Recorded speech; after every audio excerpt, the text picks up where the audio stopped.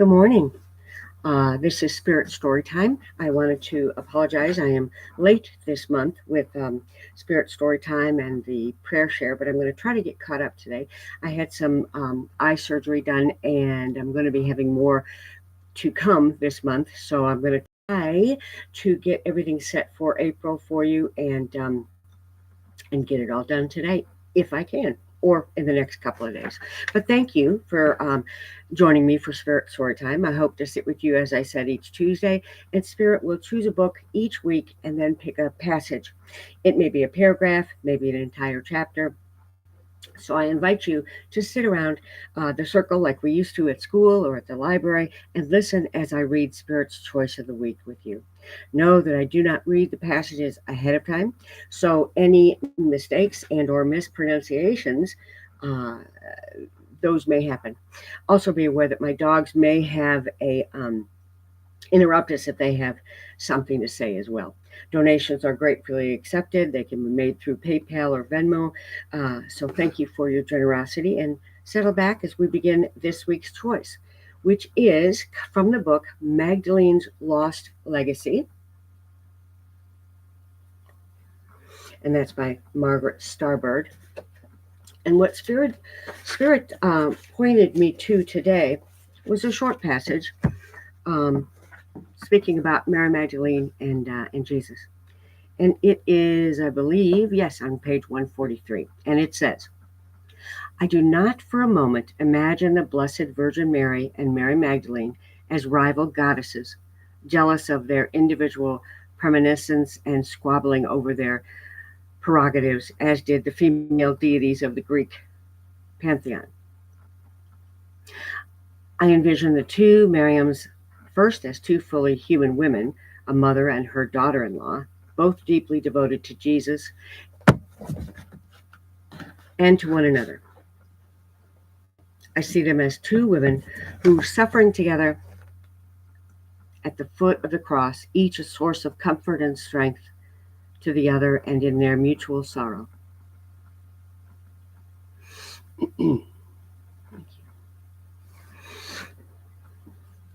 And I see them mutually supportive and entirely devoted to each other and to Jesus.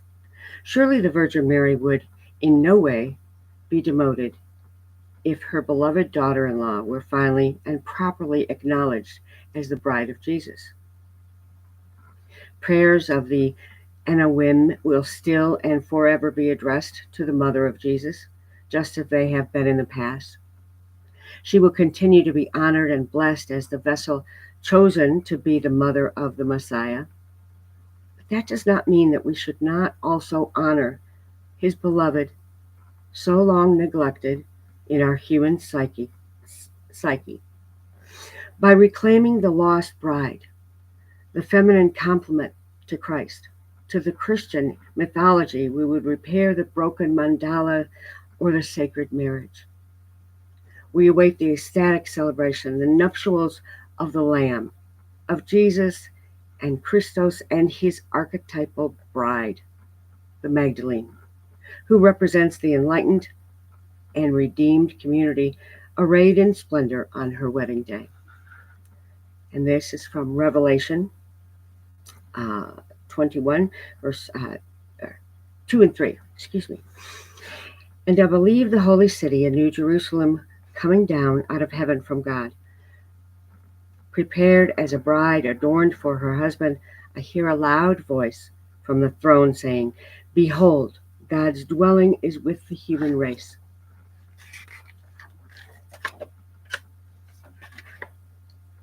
This passage is the culmination of the ancient prophecy found in the prophetic book of Isaiah, the nuptials of the bride, representing her entire people united with her eternal bridegroom. This is from Isaiah 62, 1, and then also 4. For Zion's sake I shall not be silent, until her vindication shines forth like the dawn. No longer shall you be called forsaken, and your lands desolate, but you shall be called beloved, and your land espoused. Again, that was from Isaiah. The prophesied nuptials of the Lamb and his holy bride will cause streams of living water to flow from the throne of God for the healing of the nations, causing the desert to bloom at last. Again, thank you for your patience. And that was from Magdalene's Lost Legacy.